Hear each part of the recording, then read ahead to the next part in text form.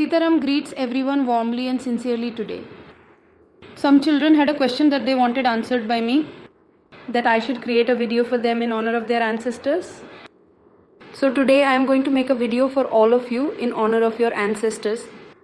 In this detailed and educational video, you will learn that in many people's homes, simple adjustments and thoughtful designs can greatly enhance their daily comfort, functionality, and overall happiness. Planetary afflictions occur which cause suffering or their efforts don't succeed, and sometimes their actions transform. Why does this happen to them?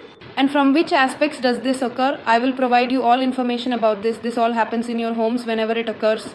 For example, in someone's home, there is misbehavior among children. The kids start speaking improperly to elders, or the children have no ability to perform tasks. Many times they want to do a lot but can't. Why can't they? Because in their home, there is Pitar Dosh caused by a few bad deeds, and sometimes they don't understand why this is happening to them. So about this, today I will thoroughly inform all of you about the various aspects of how Pitardosha is formed, the specific actions we can implement to effectively mitigate its adverse effects, and the practical remedies that are readily available.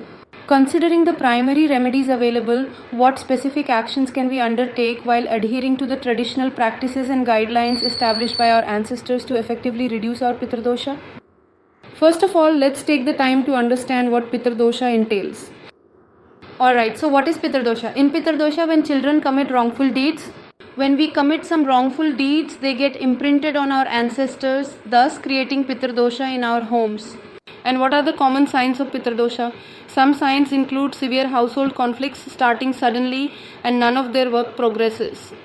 Often individuals may seek guidance from various astrologers or visit temples to consult gods, but despite their efforts, they still fail to comprehend why such circumstances are unfolding in their lives. All of this happens only through the aspects of Pitardosha. These are the common signs of Pitardosha.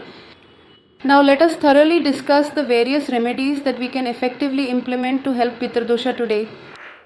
To perform common remedies for Pitardosha, for example, we should diligently apply them in our household even if we are unaware. Numerous children experience their Pitars being afflicted by the negative effects of Preta Karma in their lives.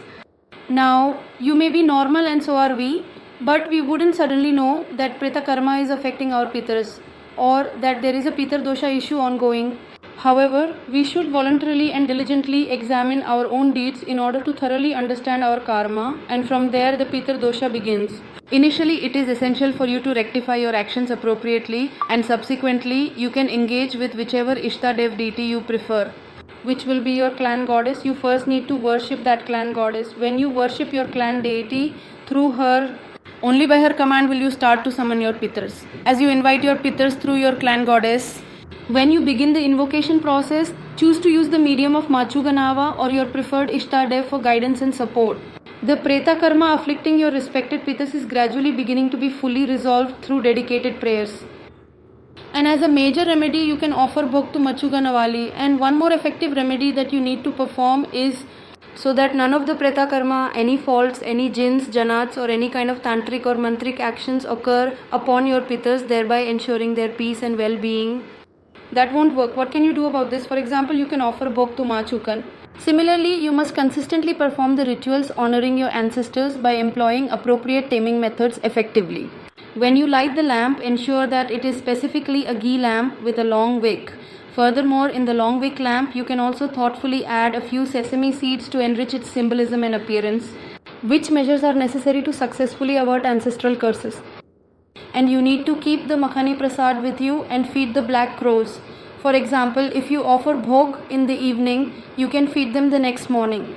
Or if you offer Bhog in the morning, you can feed them in the evening. This way you can cleanse and purify your ancestors and free them from ghostly attachments.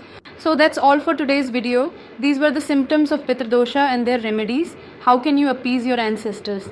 And in what specific ways can you offer them Bhog and present Bhog to your revered ancestors through the use of your great powers? That's all for today's video. To all of you, Sitaram Jai Mata Di. May you always stay happy. Jai Ma Bhagwati and Jai Shri Ram.